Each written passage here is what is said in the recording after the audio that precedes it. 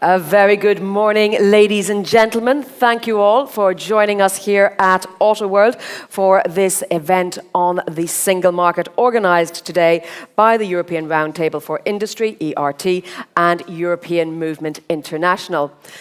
Today's event will be live streamed on the LinkedIn website of the European Movement International. So hello to those of you joining online, and it will also be recorded for future use. So you can be aware of that. If you do want to ask questions later on, you will be recorded. My name is Jennifer Baker. I am an EU policy journalist and presenter based here in Brussels, and I will be your moderator today. We will have 3 panel discussions, as well as plenty of inspirational keynote speeches and fireside chats, and the opportunity, of course, to network during the breaks. Now, on the occasion today, ERT is presenting this event alongside some search results. You will see here there's a fact sheet and, of course, this technical study. You will find them on your chairs. You can also scan the QR codes that you will see around the room in order to check out those documents. That will also take you to the joint statement signed by 25 associations, calling for a deepening of the single market and the renewing of dynamic European integration. Those of you online, if you want to navigate using your browser, you can go to ert.eu/single market_JS for joint statement. So we have a really exciting lineup today. I'm sure there's going to be a lot to whet your appetite in our opening comments. But first, I would like to introduce you to Petros Fassoulas, Secretary General of European Movement International, to say a few words and tell us what we can expect.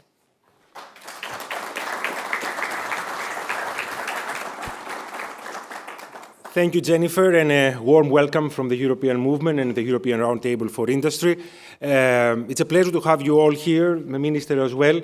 Of course, perhaps a partnership between an NGO and an outfit that brings together some of the European industry's giants isn't what you would expect. But we live in interesting times, and we need to work together as much as possible. Our challenges are immense, but also the opportunities that we have ahead of us are great.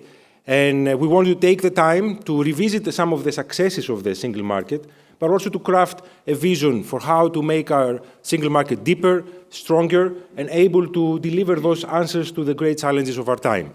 So we look forward to a very interesting day, full of thought-provoking discussions, and hopefully some new partnerships and collaborations. Thanks again for joining us, and enjoy today. Thank you. Thank you very much, Petros. Well, as you've already said, we have here joining us, we're very pleased to welcome Hadja Lahbib, who is the Minister for Foreign Affairs, European Affairs, Foreign Trade and Federal Cultural Institutions of Belgium. And of course, although we are here in Belgium, they are, of course, holding the current rotating presidency of the EU. So, Minister, please, we're delighted to have you.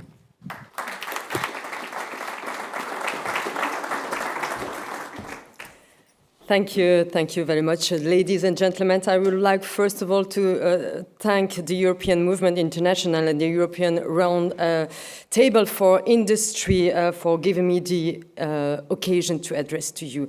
Not only because it's an important day, but also because we are living at a pivotal moment in shaping our European economy. Few topics are as vital to Europe's future as the future of our industry. Europe has always been a leader in grand industrial projects. Our innovation has been driving every industrial revolution, from mechanized manufacturing in the 19th century to the development of sustainable and smart technologies today. Long before Brussels became synonymous with the European Union, it played a crucial role in shaping our industrial future. It was here in Brussels at the dawn of the 20th century that Ernesto Solvay convened the brilliant minds of his time.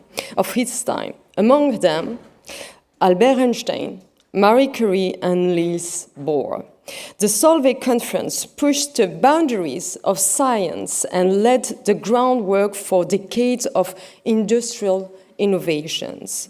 Future generations have built upon this, transforming Europe into an economic and industrial powerhouse. But it was the launch of the single market in 1993 that really accelerated our economic cooperation, breaking trade barriers, harmonizing standards and regulations, and the free movement of goods, services, capital, and labors.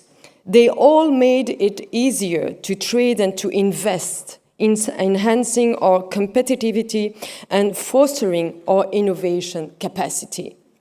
Many of you and the companies and organizations you represent played a significant role in this journey. But one man stood out, Jacques Delors. His vision for the single market has fundamentally shaped our continent. It drove business growth, job creation, and unlocked countless opportunities. But it meant much more. It also brought stability and peace. Our deep economic ties did not only bolster our economics, but they also reinforce bonds between European countries, fostering a deeper understanding and cooperation. Progress we take too easily for granted and that we would never have achieved without Delors' vision. Yet, our journey has been anything but linear. In recent years, we have navigated through the rough water of a pandemic that triggered an economic shockwave and exposed the vulnerabilities of our supply chains. At the same time, we are in a twin transition that is reshaping the very fabric of our economy and that demands our companies to innovate and to adapt at an unprecedented pace. And all this is happening with the global economic landscape is shifting, with massive subsidy programs and state financing that is affecting the level playing field for our European companies. Developments that should challenge us to rethink our strategies and policies, because Europe must remain a competitive and innovative force on the global stage. Ladies and gentlemen, our European economy stands indeed at a turning point. In a world that is rapidly evolving, so too must the single market. If we aspire for the European Union to remain a global hub of innovation, if we wish to ensure made and manufactured for future generations, then we must, with urgency and determination, follow in the footsteps of visionaries like Jacques Delors. That is why the future of our European industry and the strengthening of the single market are a central priority for the Belgian presidency. We will pay particular attention to Enrico Letta's report on the future of the single market and the Draghi report on competitiveness. But we also, of course, welcome all contributions from the industry side. Just 2 days ago only, the Antwerp Declaration for a European industry deal called for a future with lower energy costs, competitive tax levels, fewer burdens, and less complexity. And last week, there was a joint statement of business organizations calling for another Delors moment and asking to remove the many single market barriers that still exist. All these initiatives are invaluable contributions, and I'm sure that today's event will be so as well. I don't need to tell anyone here in the room that a car can only move forward when all components are in the right place and well aligned. The same goes with the single market. So as we look forward, let me share 5 perspectives that I personally believe deserve attention when reflecting to accelerating our economic integration. First perspective, how to create a more resilient single market. Recent global shocks have shown the importance of complementing the efficiency of the single market with resiliency. But making our single market more resilient is not a matter of protectionism. We must find the right balance between openness on the one hand and the protectionism and promotion of our industrial base on the other hand. The stronger our economic base, the stronger we are on the global scene. And that is also what open strategy autonomy is about. The second perspective is about the central role of industry to achieving net zero. Some believe that we will reach climate neutrality by neutralizing our economic base, but I think that they are wrong. The only way to create a more sustainable Europe is to embrace the innovation power of our companies and to guarantee that everyone, every sector, every company, no matter its size, is on board. Achieving net zero emissions and supporting our industries are not mutually exclusive. On the contrary, they are complementary, and the single market must facilitate this. Thirdly, we must consider the impact of changing demographics. If we want the single market to function at its best, our approach needs to go beyond urban centers and include all of Europe. It's crucial to prevent rural areas from feeling excluded and suffering from brain drain, lack of investment, and workforce scarcity. Our aim should be to strengthen cross-border exchange, prioritizing these regions. The single market must promote an inclusive future where no one is left behind. Fourth, the role of the single market for a European security and defense. The 2-year anniversary of the war in Ukraine reminds us of the importance of securing Europe. European defense will be high on the list of priorities of the next European Commission, and here too, our industry needs to be on board. We need to guarantee that the single market can play its role in guaranteeing that our industrial base delivers also in defense. And fifth, I want to share with you is that of enlargement.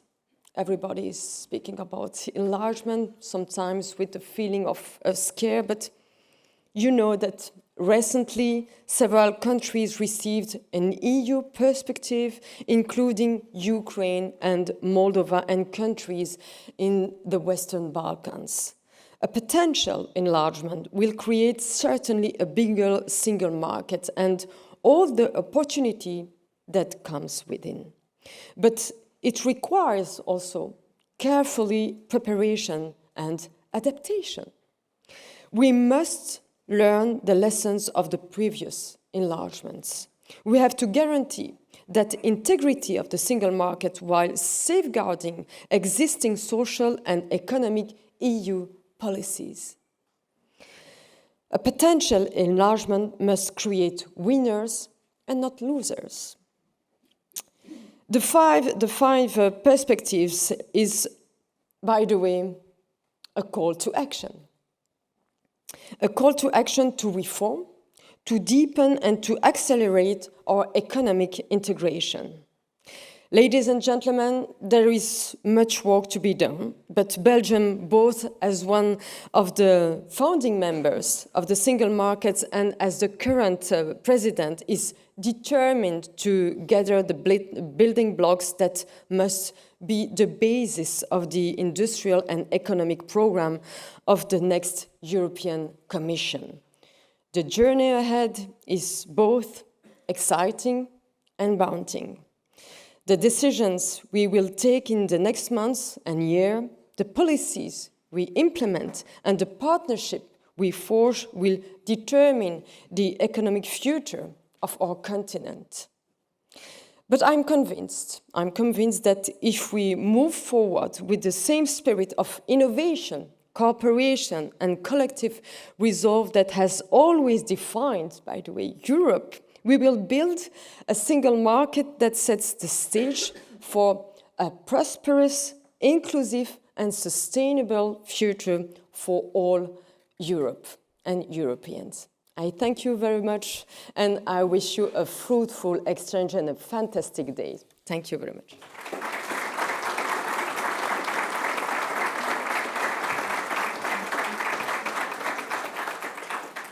Thank you very much, Minister. I think setting out a lot of the aims for what we want to discuss today.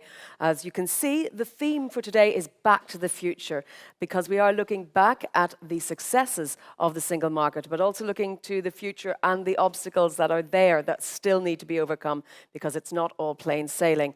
And you mentioned, of course, Jacques Delors, and I cannot tell you how hard I've worked on coming up with a joke about the DeLorean car and how perhaps the future is Jacques DeLorean. Not very good, I know, but I did my best. We're going to move on now. We're going to hear from the Executive Vice President of the European Commission, Margrethe Vestager, and she will give us a keynote, and then we'll be joined for a chat here with Jean-François van Boxmeer, who is the ERT Chair and Vodafone Group Chair. But first, Commissioner Vestager, please.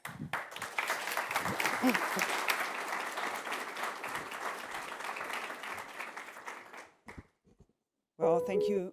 Thank you very much, and sorry about my late arrival. I was faced with a physical barrier to enter outer world, but that can be overcome by using your feet. First of all, thank you very much for the invitation to be here today, and for giving us a chance of talking about one of the real foundations of our Europe, obviously the single market. And thank you also to the ERT for your joint statement, which we received as a gift on Valentine's Day, 14th of February. Obviously, timing could not have been better because it's a love story.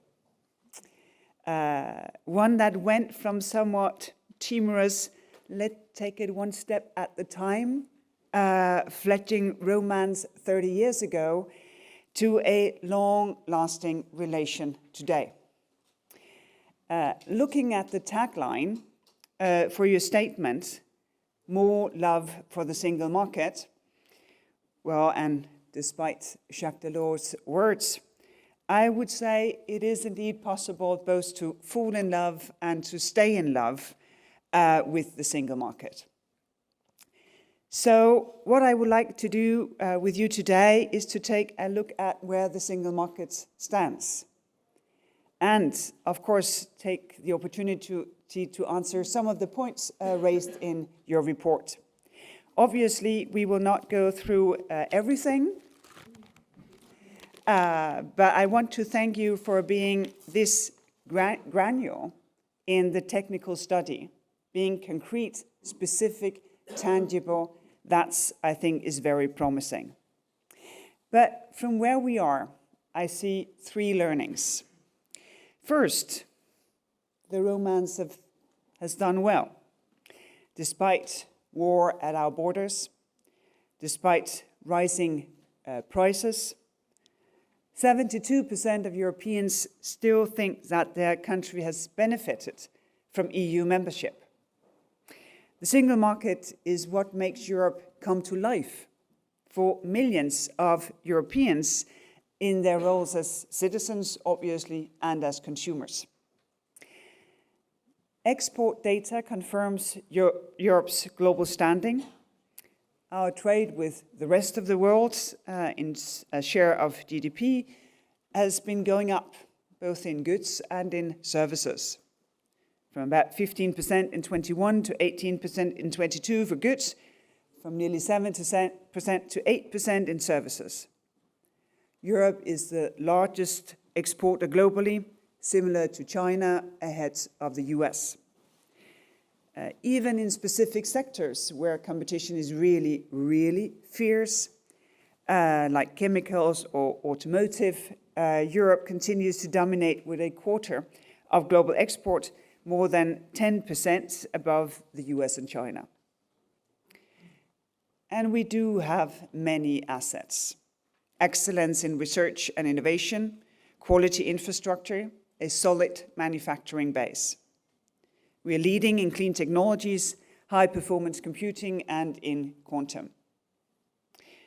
Also, we have worked hard to protect the single market, to make it more resilient. As it was just said by the Minister of Foreign Affairs, resilience and a well-functioning market goes indeed hand in hand. 4 years after the COVID outbreak, the next generation EU, the Recovery and Resilience Facility, has helped millions of businesses to stay afloat.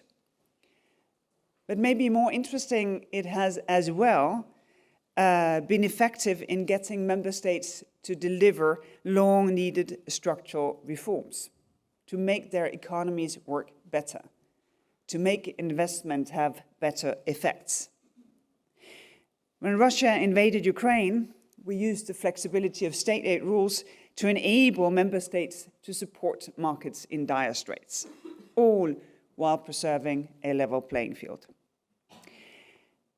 Some argue that we need a new industrial strategy. Actually, we already have one. The twin digital and green transitions is our industrial strategy. Our ambition is for European businesses to lead in both fields. And that has been sort of exemplified and been made to a call to action with the Green Deal Industrial Plan. This has brought us the Net Zero Industry Act, the Critical Raw Materials Act, and the reform of the electricity markets, how it is designed, so that we boost production of green technologies inside our European marketplace. On the digital front, we moved fast to create a digital single market to unlock opportunities for European players.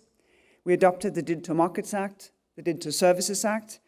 With the Data Act and the Data Governance Act, we created a single market for data, which holds the potential to boost competitiveness of Europe's businesses, that be in AI, in agriculture, in healthcare, many more sectors as well. The second learning is that even after 30 years, you still have work to do in your relationship.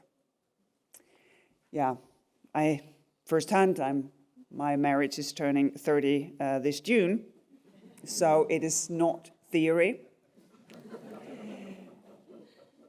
Over this mandate, the Commission has taken many steps to remove single market barriers. We created the Single Market Enforcement Task Force. It screened over 170 process-related barriers for wind and solar energy projects, and 60% of the confirmed barriers have been addressed.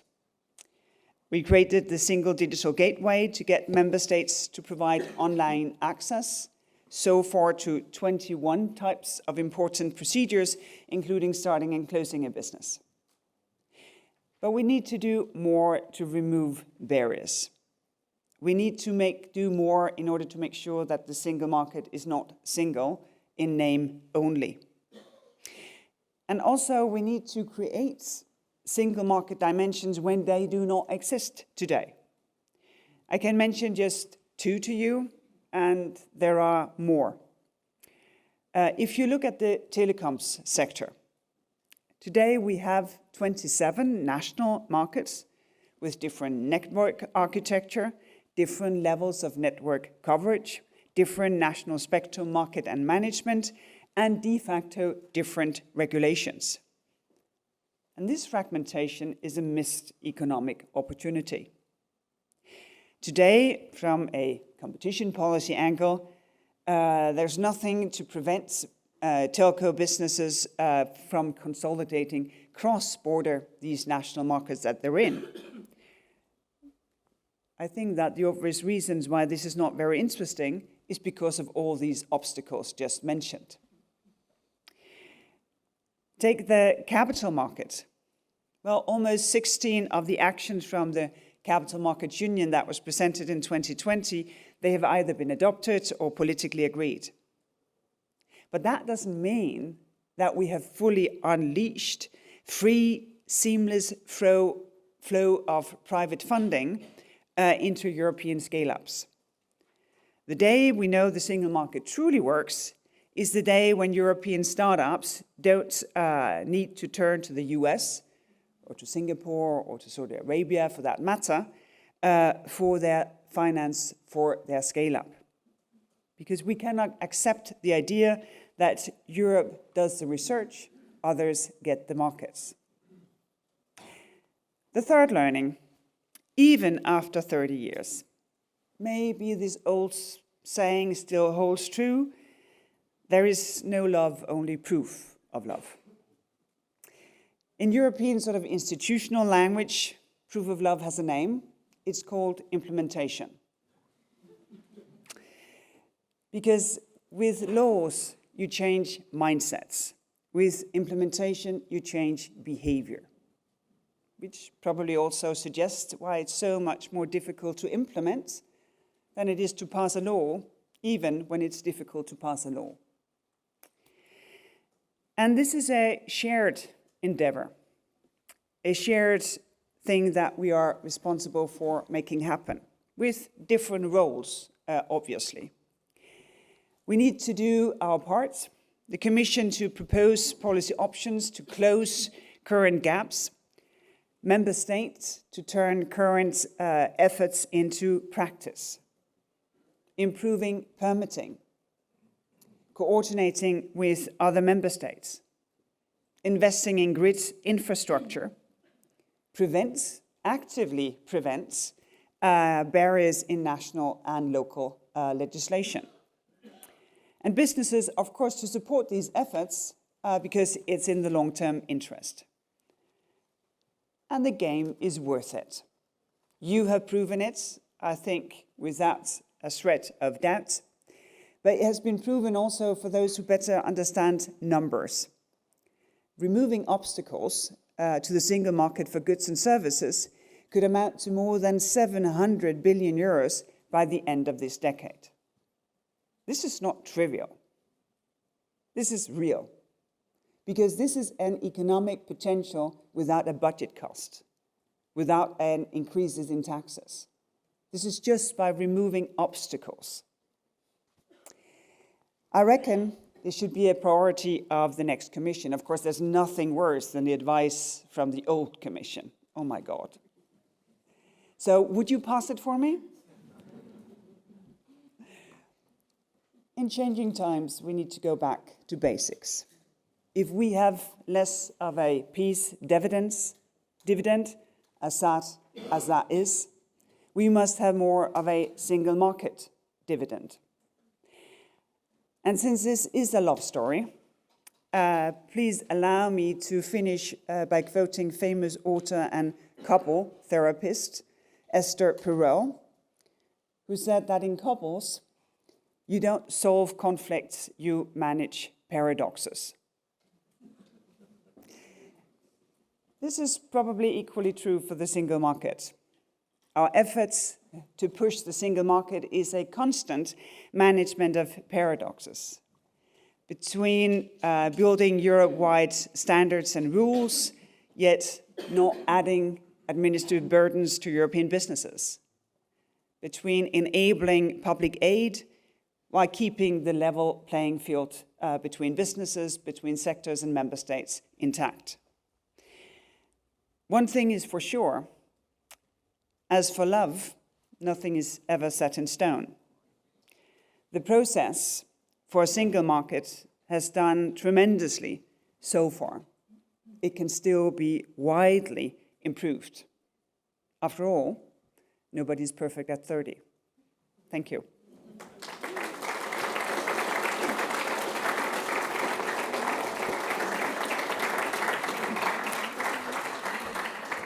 Thank you very much. And I will also invite Jean-François to join for this discussion, the fireside chat without the fire.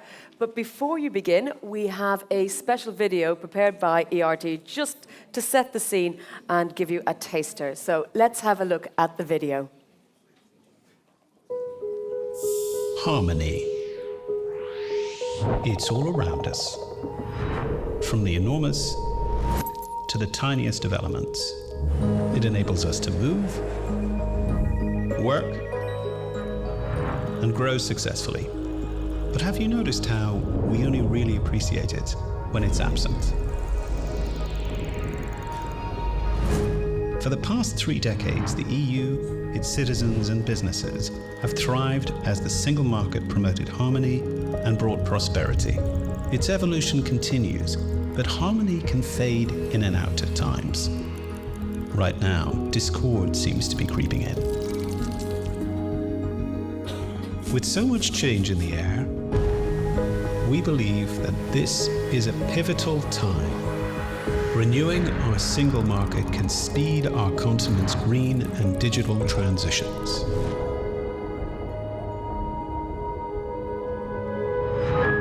Imagine if renewable energy could flow across borders in a single market for energy, and how much more affordable it would be. Or how a unified approach to labeling, packaging and waste recycling could empower a circular economy in the EU.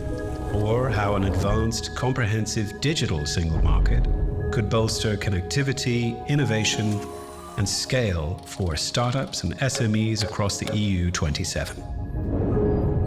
These examples are just the tip of the iceberg. In fact, the business community has identified over 100 obstacles that are holding back the EU from becoming a truly single market. Removing them would unlock 2.8 trillion euros in untapped prosperity by 2032 and enhance the EU's standing in an increasingly uncertain geopolitical world. As people head to the polls this year, we are sharing these obstacles with national governments and the EU institutions with a simple message. It's time to deepen the single market, so that Europe can remain the best place in the world in which to live, learn, and work.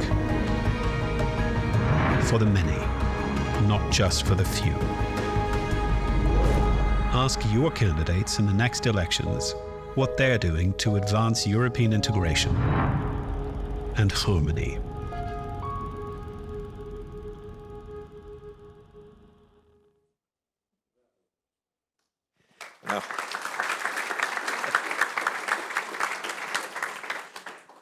Well, good morning, everyone, and thank you very much, Mrs. Vestager, to spend time with us. You just had a sample when an industry association starts to have a marketing department, what it can show up with. What that little movie tells is that we are, of course, here in the room with no Eurosceptics, obviously, and we are all very much aligned about the future. Strikes to me that since now a couple of years, there is a convergency growing between the business world and the people who are in charge of ruling our societies. So that's good news. And when I heard your speech, I was only encouraged that we are really not walking on parallel paths, but on convergent paths, which is good news.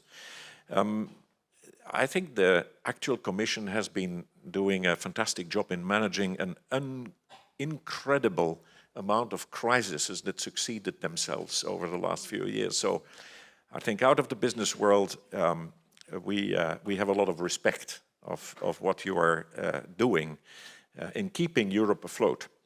And I often refer to Mrs. von der Leyen's speech where she said, I want to have a more geopolitical commission. And yes, I think it has been one up so far.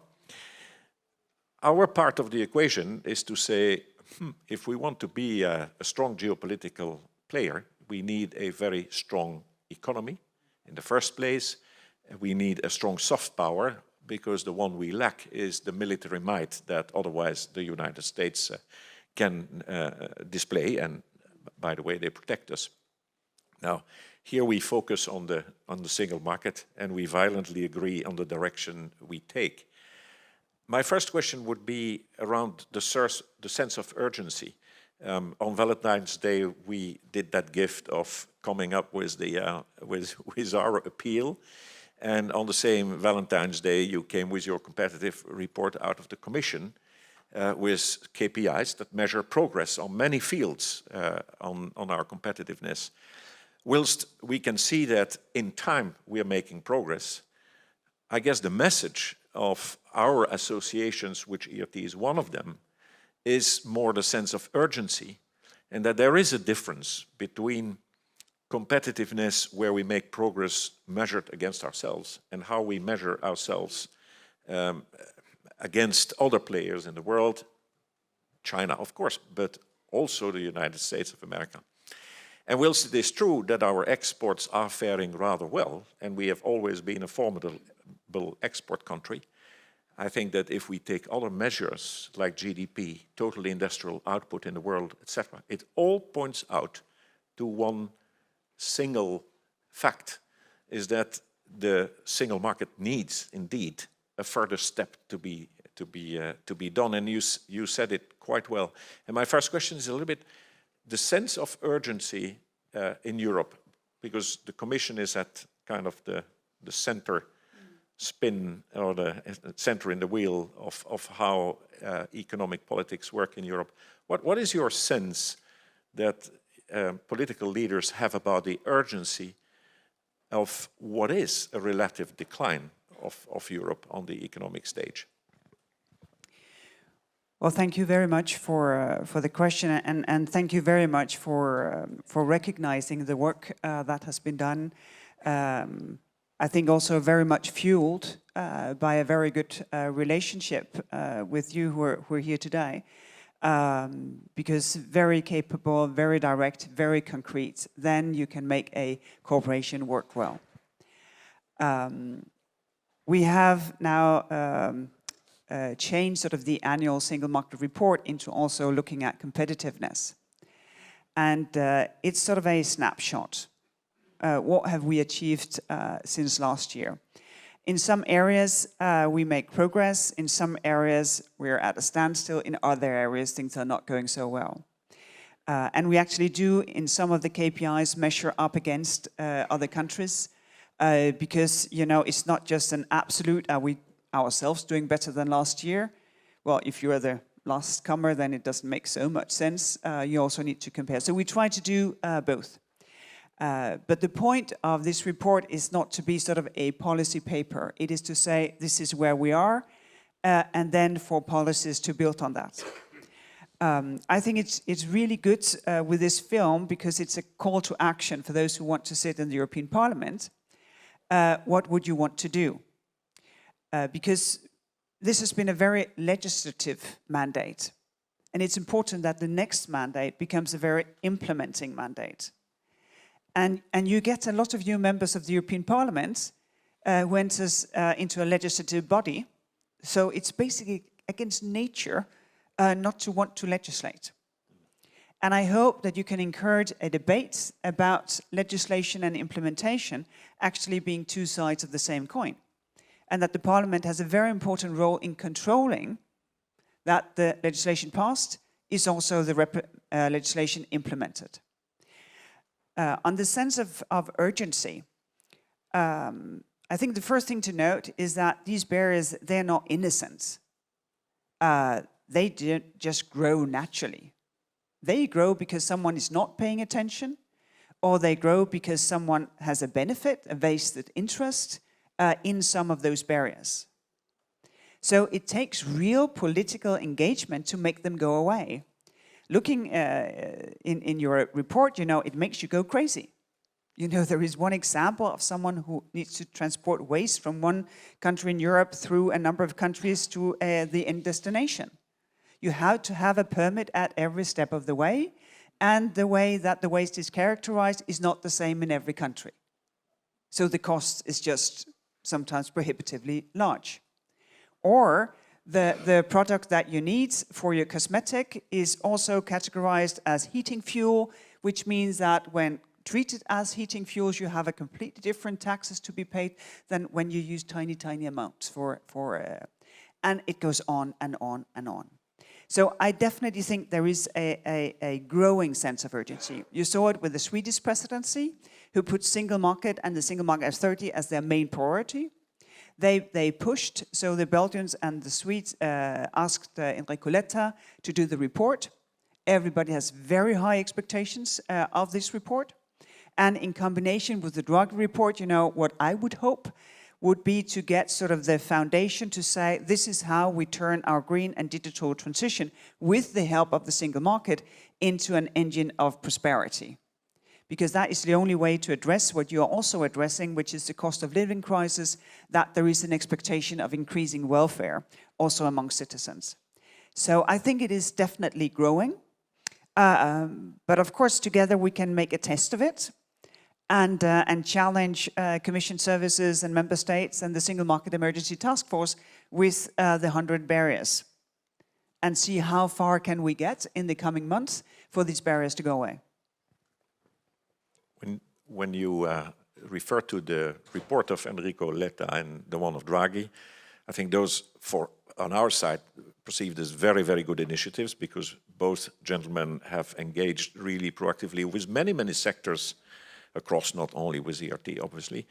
And we have all high expectations of this report as a kind of a compass for, I would say, what in our electoral cycle seems to be being the next Commission. What's your confidence that the next Commission will do something with it and not sit on it? Well, since the Draghi report is an ask of Ursula von der Leyen, and she's running again, I've been a very strong supporter of that. I think that the two things will go very well together. But also, since we are having enlargement as one of our missions, enlargement is a very good sort of opportunity to see through policy areas if they are fit for purpose. Because obviously the single market needs to work also with enlargement countries. And since these are, Ukraine is a big country, with Moldova coming in, they come in, you know, millions and millions of people.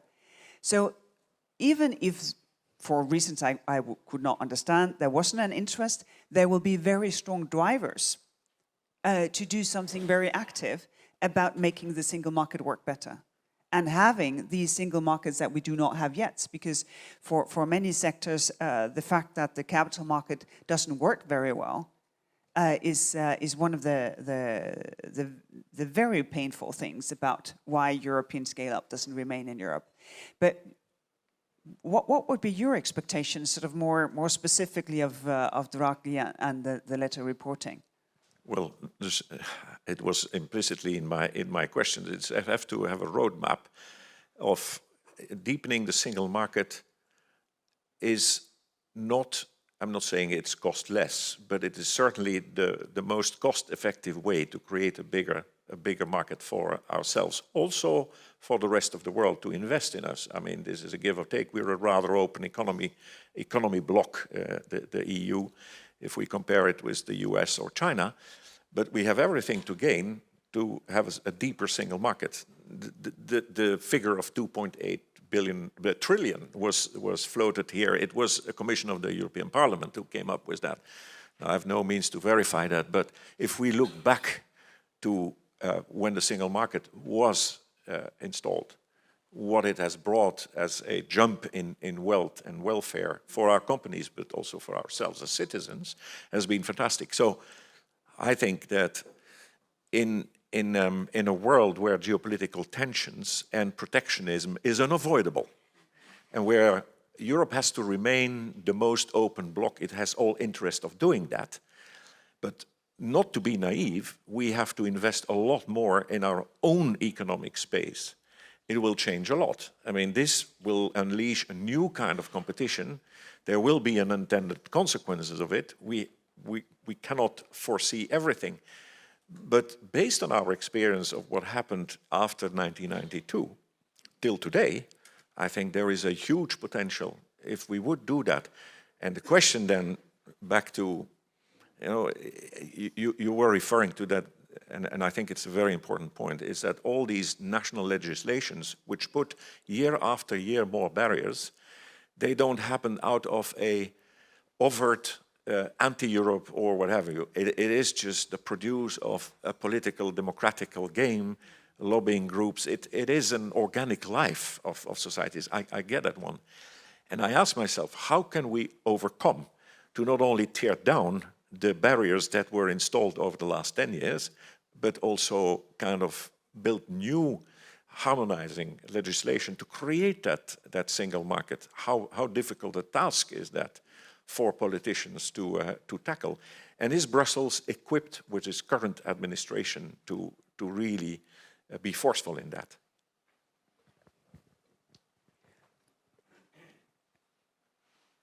Well, there are a lot of moving parts here. We are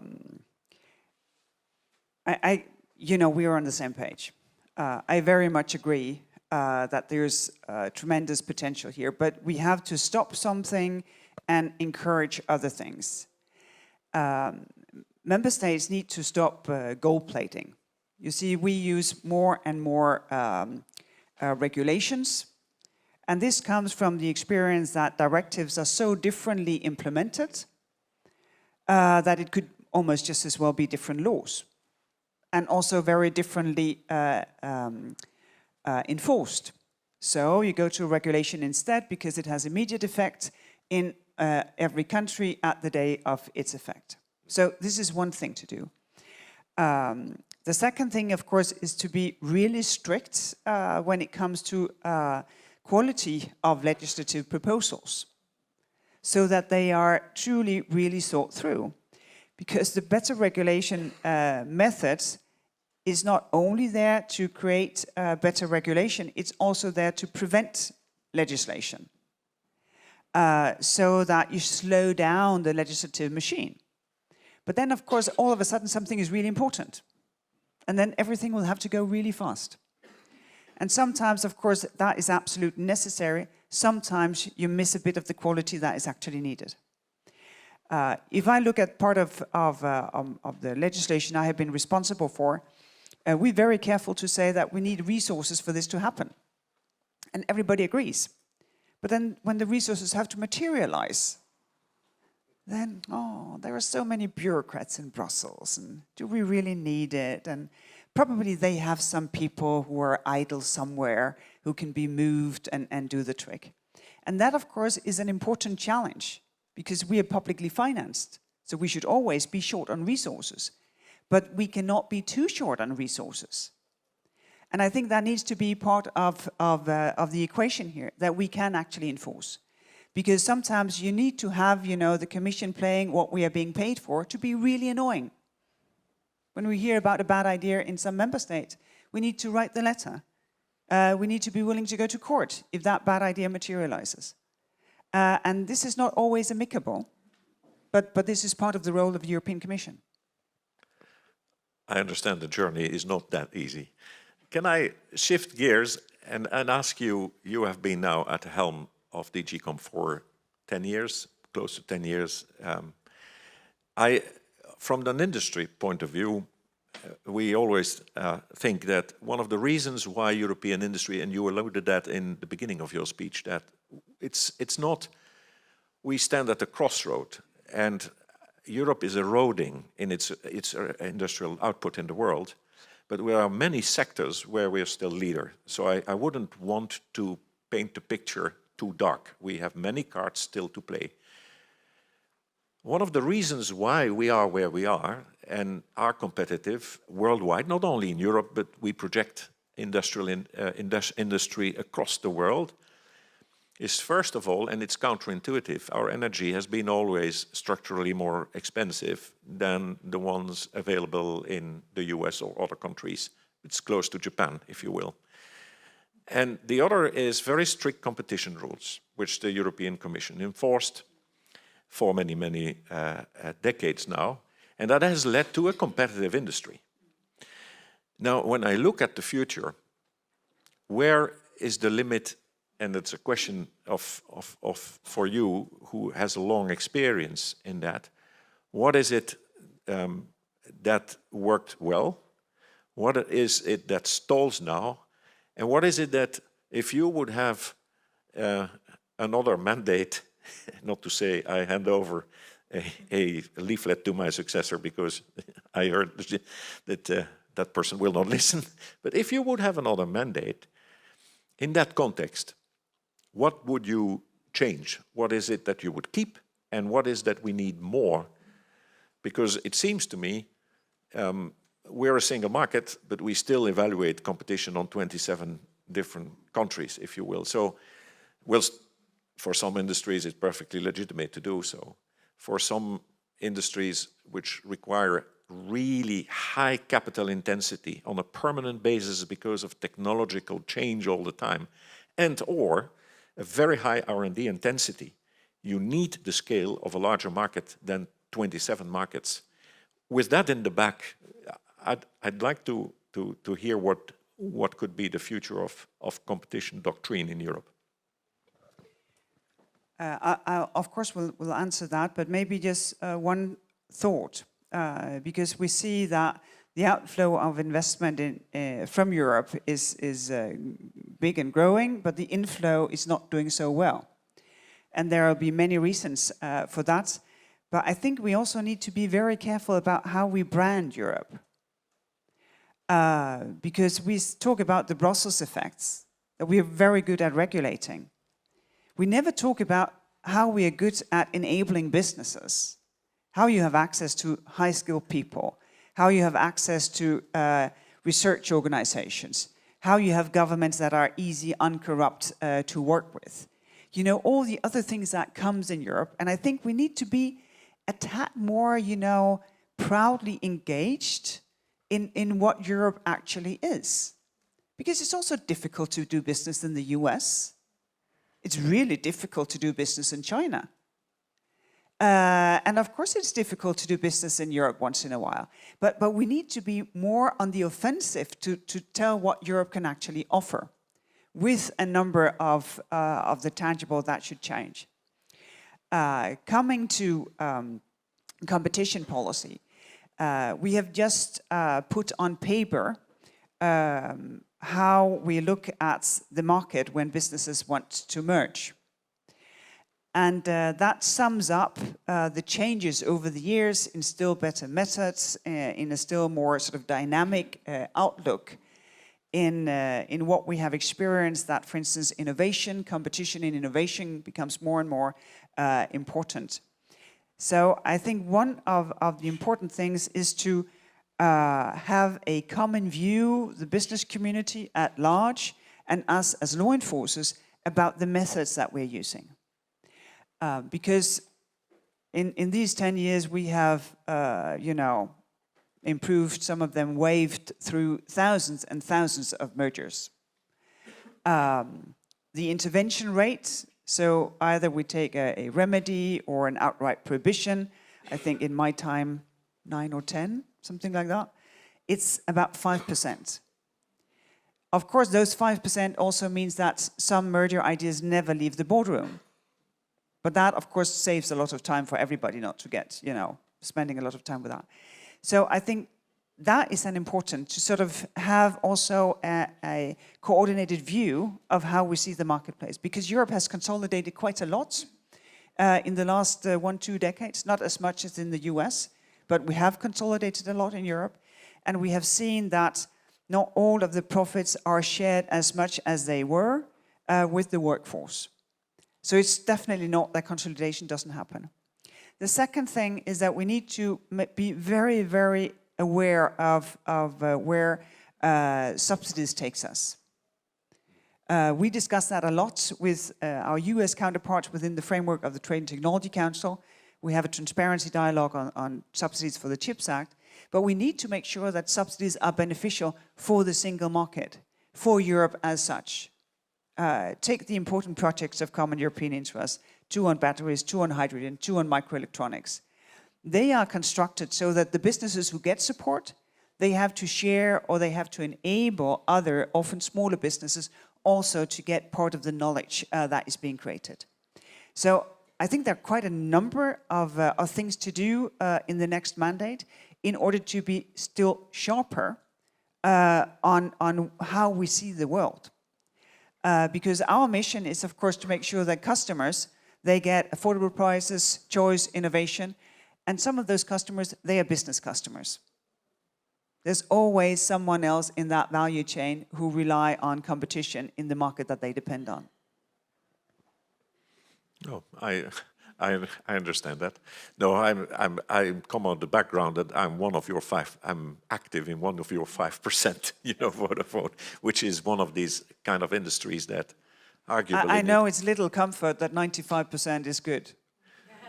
That's for me. But now I'm talking with my ERT hat on. But that's where I'm alluded that you see that why that in America you have an advance on the tech sector.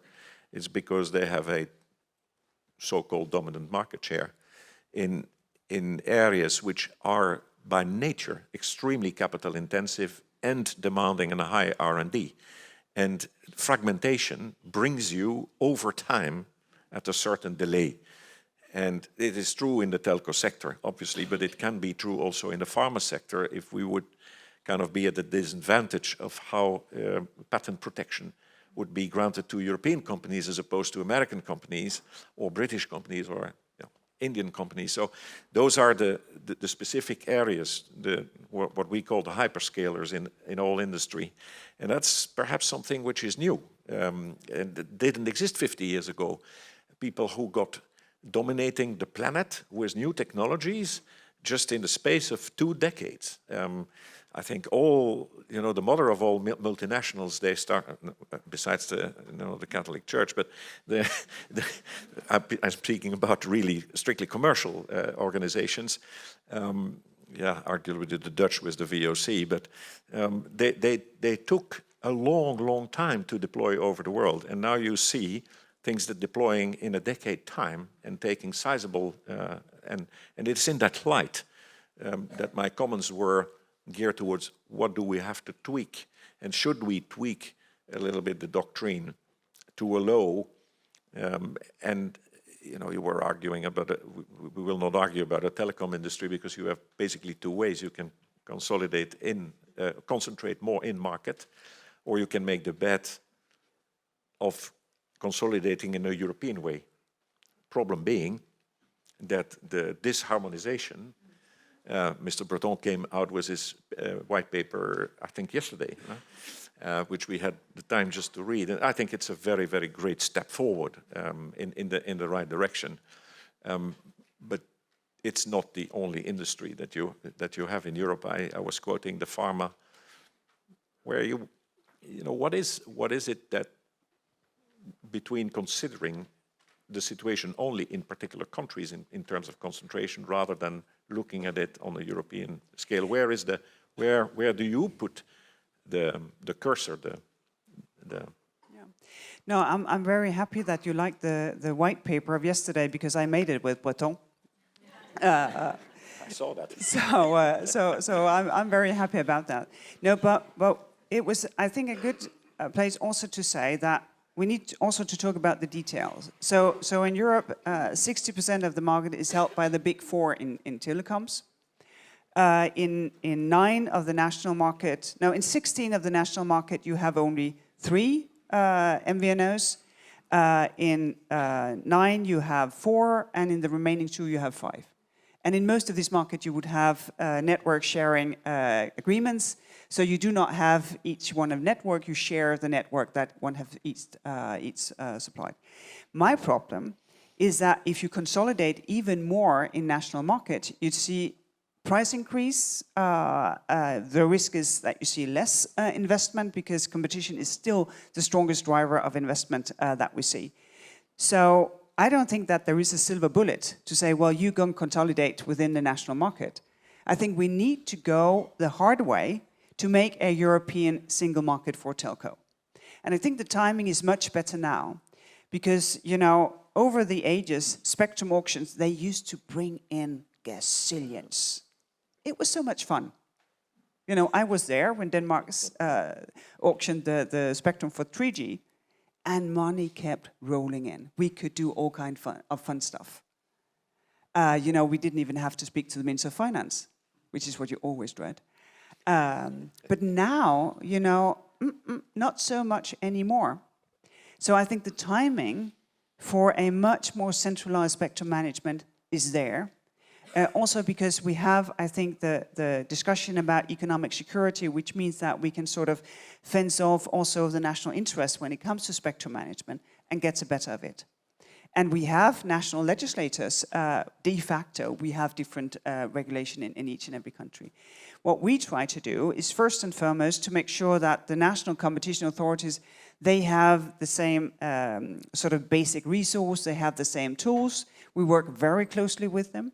And we are always, willing to take on cases where more member states are involved in order to have a European view of these businesses. Because that I understand completely. But it wouldn't make any sense if we, competition enforcement at the union level, if you have retail consolidation in one member state. That can perfectly be dealt with there. But if that, of course, creeps out to other member states, all of a sudden you have a European issue. And I think it's really important to see those dynamics. And this is one of the signaling from the notice on our market definition, that we think there will be much more market dynamics in the years to come. One of that, of course, being pushed by artificial intelligence.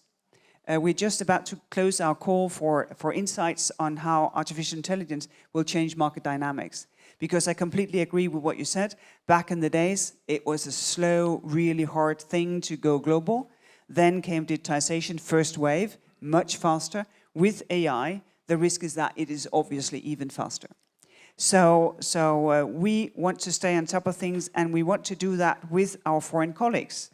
So we work as close as possible with the FTC, the DOJ, the CMA, Australian friends, also in order to say if you have a global merger and you have similar concerns, then of course we should enable a business or two businesses to solve the concerns with one remedy, instead of everybody wanting to have their own thing. I really do think that international cooperation is absolutely key, just as well as European coordination is absolutely key. If I may react to that on AI and telecom, I think those are two key enablers of our continuing thriving, being a leading industrial power in the world. And secondly, it's necessary to do the green transition. So on those two accounts, I think the only message is that we should realize that we don't create legislation or regulation that prevents us to have a very strong infrastructure, both in telecoms and AI access and the use, because we will not most probably win AI again in the consumer space. That's already taken by the Americans, like they did with social media and other stuff. But in industrial use, this is where really the difference is going to come. If we talk about building the smart grids and the smart cities and all what we call smart, it is the interconnection of devices, and it is linked to supercomputers.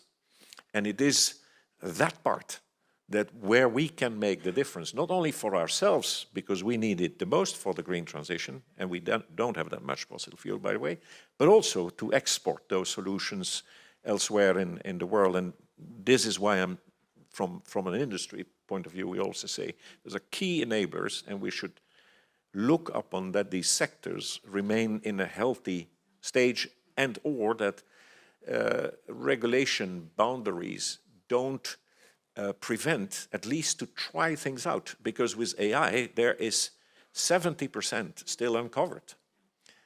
But the LLM models, they can be of great use also in industrial use. They're all already at work, but I would dare to say that still 70% has to be discovered, what we can do with it. And by too much corseting it in the beginning, we might miss an opportunity. That's the only message from, if you will, from the industry that we wanted to pass. I see the lady thing. I wanted to just ask you the last question, if I may. It is about the enlargement. Mm-hmm. From the industry perspective, it's a very simple thing, or business would say, well, that's new markets, it's new perspective. look at what happened in the past, it is fine. From a political perspective, what is the size of the task here? And you know, when we see all the problems we have already in Eastern Europe, what is your own assessment? What we need, how long it will take, and what it takes to get there? Well, first, and I know we're short on time, I'm just very much encouraged about what you say about AI and European industry, because Europe has an industrial DNA, and Europe must be the ones who put AI in every piece of machinery and in everything that is connected to one another. I think this is where Europe has a really, really strong mission, and everything that it takes actually to do that. And that, of course, should not be disabled in the ways things are being done. I completely agree with that. Some of my concerns is of course, capture. For instance, I just learned that the new versions of ChatGPT can remember you. And that is obviously a good thing, but can you take that memory if you want to go to another language model? Or is you now so well known that it is de facto very difficult to start over again? And I think it's important to think through what is this? You know, we're just passing legislation to make it possible to move from one cloud to another, and for cloud providers to enable that, for the egress fees to come down. We may start to think about what does that become so much more ingrained when AI models, they become more and more part of how you do your business. So really important to stay on top of that. On your question about enlargement, I think it's really important for Europe to get the dynamic that comes from enlargement. We are getting old. And the risk is when you get old, you get tired of yourself and you get bored, and you're not on your mission anymore. You need the energy, you need the freshness, you need the willingness that comes from enlargement. I think there's a lot of work to do in my country, in other West European countries, because what we need is a pivot to the east. Because now on the 1st of May, we will celebrate 20 years of the last big enlargement, and not every promise has been fulfilled. We still have work to do in a number of countries. And I think that must be, you know, top of mind, because that potential should not go unused while we're looking to the other side of Eastern Europe towards Ukraine. I think it will happen much faster than we think. Because, you know, if you want to become a member of the European Union, we say, oh, interesting, here is a questionnaire, 4,000 questions. And then we say, oof, we can go on to do other things. Because it takes a bit of time to answer 4,000 questions. Well, not for the Ukrainians. It took 4 weeks. Then they were back and say, what's next? So, you know, their willingness, you know, on the revolution of the Maidan Square, the European flag was the one that was the highest one. They want Europe so much. They will remind us what we have and why it is essential. Because when people are literally risking their lives from what we have and what we believe in, then we should be the first to feel that that is an encouragement to make it really happen. And the core of that, of course, is the single market and the rule of law. On that cheering note, thank you very much for having joined us today.